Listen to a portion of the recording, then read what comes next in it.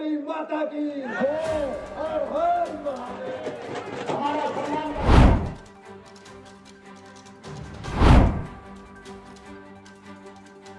ज्यादा करते हैं, अपने परिवार का पालन पोषण करते हैं और यहाँ से पैसा कमाते हैं, इसके बारे में कोई आज तक डिमांड नहीं रखी है। आप देख रहे हैं हमारे नेता राहुल गांधी जी देश भर में घूम रहे हैं। नौजवान कैसे आकर उनके गले लगते हैं, रोजगार की बात करते हैं। सोहना के गांव भोंडसी में सत्ता परिवर्तन रैली को संबोधित करने पहुंची कुमारी शैलजा। सत्ता परिवर्तन रैली में हजारों की संख्या में लोगों का उमड़ा हुजूम। कांग्रेसी नेता पहलवान सतबीर खटाना ने गरजते हुए बीजेपी पार्टी के ऊपर साधे निशाने। सत्ता परिवर्तन रैली के बैनरों से पूर्व मुख्यमंत्री भूपेंद्र सिंह हुड्डा का फोटो हुआ गायब। कहां लोग भाजपा पार्टी की असलियत को जान गए हैं और जो असलियत है वो लोकसभा के चुनाव में देखेंगे। इंडिया गठबंधन टूटने पर कुमारी शैलजा ने साधी चुप्पी। हमारे साथी सतबीर पहलवान जी, जिनको पहलवान जी के नाम से जानते हैं, असीम भाई, हमारे बारे में कोई नहीं सोचता। आप देख रहे हैं हमारे नेता राहुल गांधी जी देश भर में घूम रहे हैं। नौजवान कैसे आकर उनके गले लगते हैं, रोजगार की बात करते हैं। आज सबसे बड़ी पीड़ा इस देश में दो है, एक मेरी बहनों की है और एक मेरे नौजवानों की है। नौजवानों की है पीड़ा बेरोजगारी की।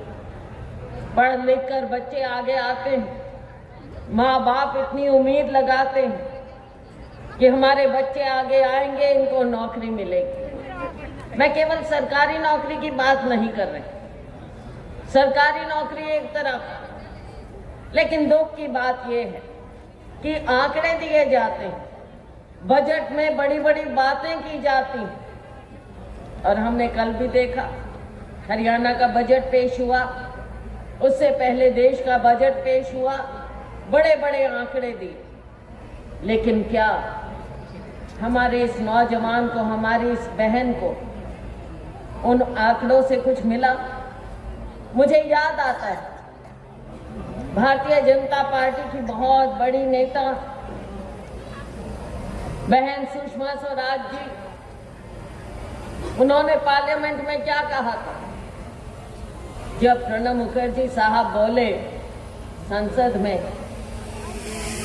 तो सुषमा स्वराज जी ने कहा, दादा आंकड़ों से पेट नहीं भरता। आज मैं वो बात याद दिलाना चाहूंगी भारतीय जनता पार्टी और इनके नेताओं को, माननीय प्रधानमंत्री जी को, वित्त मंत्री जी को और माननीय मुख्यमंत्री जी को, कि आंकड़ों से नौकरी नहीं मिल रही, आंकड़ों से पेट नहीं भर रहा है। आज हमारा हरियाणा किस चीज में अव्वल नंबर पर है? बेरोजगारी। ये नौजवान जो बैकपैक लगाकर जगह जगह इंटरव्यू देने जाते हैं और निराश होकर लौटते हैं, इनके माँ बाप उम्मीद लगाकर बैठते हैं कि हमारे बच्चों को कहीं तो नौकरी मिलेगी।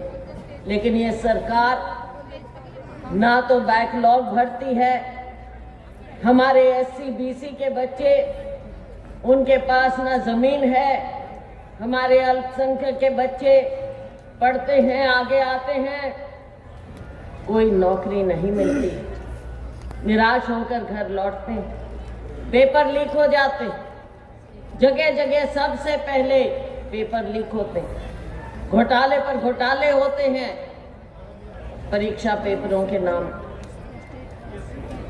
अगर खुदा न खास्ता नौकरी में नंबर आ जाए तो कोई ना कोई कोर्ट में चला जाता है, नौकरी फिर नहीं मिलती।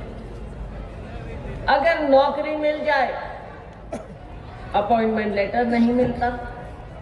अगर अपॉइंटमेंट लेटर आए तो पता चलता है कि वो हमारे बच्चों के तो आए नहीं, वो तो दूसरे राज्यों को नौकरी चली गई। तो हमारे ये माँ बाप बैठे, आस लगाए बैठे इनके बच्चे कहाँ जाएं? ना नौकरियां निकलती हैं, ना नौकरियां मिलती हैं।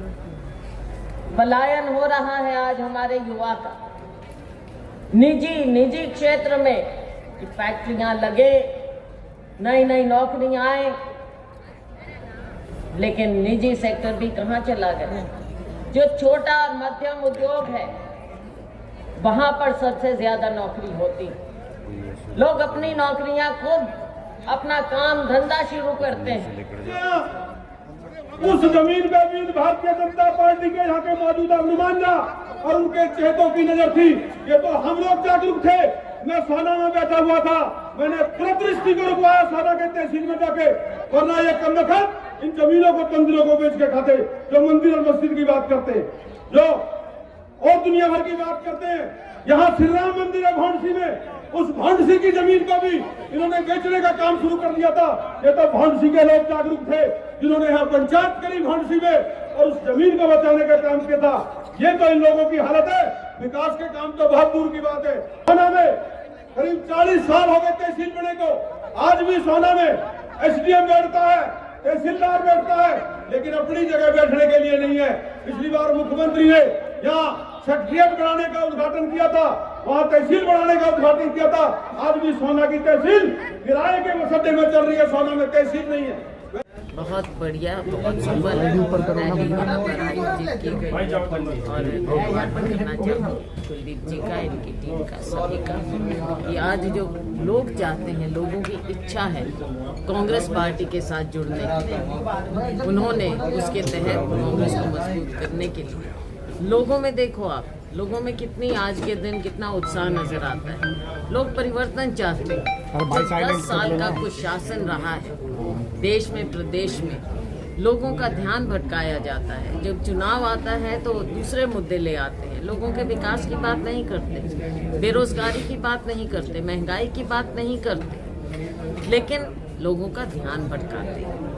कभी धर्म के नाम पर करेंगे, कभी कुछ और करेंगे, लेकिन लोग इनकी असलियत को, भारतीय जनता पार्टी की असलियत को जान गए हैं। और जो जमीन पर असलियत है वो आप इस चुनाव के नतीजों में देखेंगे कि दिखावा जो हो रहा है, जो बड़े बड़े इश्तेहार लग रहे हैं गारंटियों के, वो सब चीज़ें इनकी बातों की तरह खोखली साबित होंगी। नहीं, ऐसा नहीं है। देखो, इतनी पार्टियां होती हैं, प्रयास रहता है, सबकी अपनी अपनी इच्छा, लेकिन हमारी पार्टी भी, दूसरी पार्टियां भी फिर भी प्रयास करते हैं।